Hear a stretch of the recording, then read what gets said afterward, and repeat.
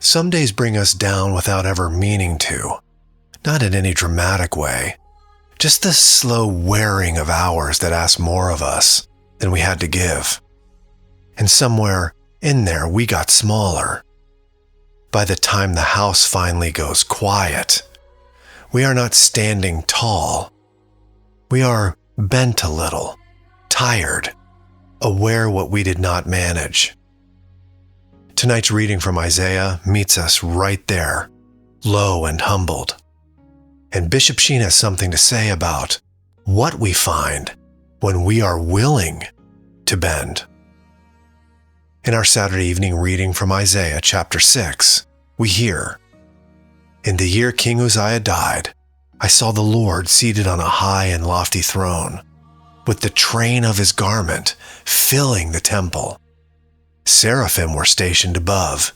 Each of them had 6 wings. With 2 they veiled their faces, with 2 they veiled their feet, and with 2 they hovered aloft. They cried one to the other, 'Holy, holy, holy is the Lord of hosts. All of the earth is filled with his glory.' At the sound of that cry, the frame of the door shook, and the house was filled with smoke." This is the throne room of heaven, and Isaiah is standing in it. The Lord is high and lofty, the temple full of the train of his garment, the seraphim covering their faces because even they cannot look straight into such glory. The whole frame of the door shakes at the sound of their cry. We know something of this in a smaller way. The moments when we sense we are standing before something far larger than ourselves, and the only right response is to grow quiet. The church gives us Psalm 93 to carry alongside this vision, and it sings the same truth. The Lord is King, in splendor robed, his throne firm from of old, from everlasting. Our days shake, the throne does not move.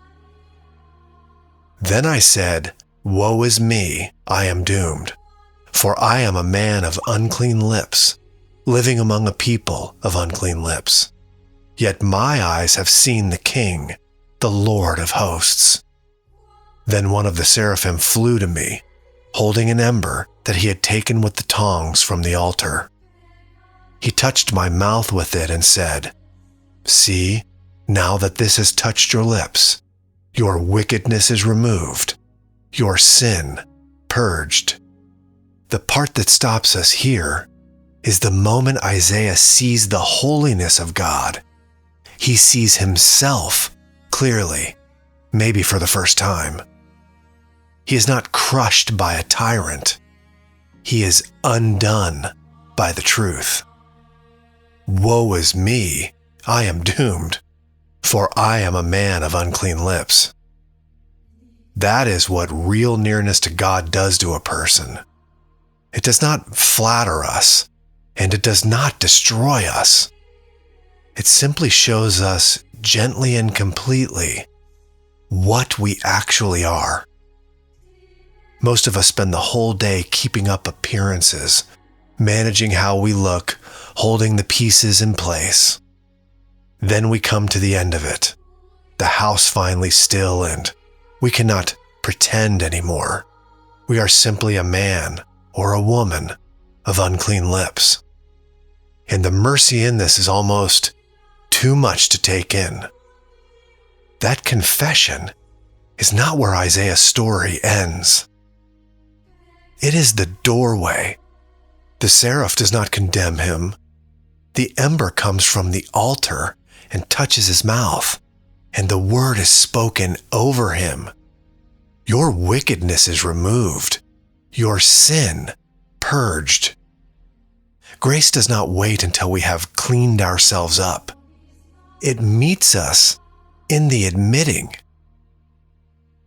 Then I heard the voice of the Lord saying, "Whom shall I send? Who will go for us?" "Here I am," I said, "send me." Only now, cleansed, does Isaiah hear the question. He does not step forward because he has finally become impressive. What sends him is simpler. He has been touched, made clean, set free. Here I am. Send me. The bending came first, all the weight and woe of it. And out of the far side comes a man ready to go. We come low. Grace lifts us. And somewhere in there, we are quietly made ready for tomorrow. Welcome to the Sacred Heart family. I'm Aaron. We pray together, walk with the saints, and reflect on the gospel every day.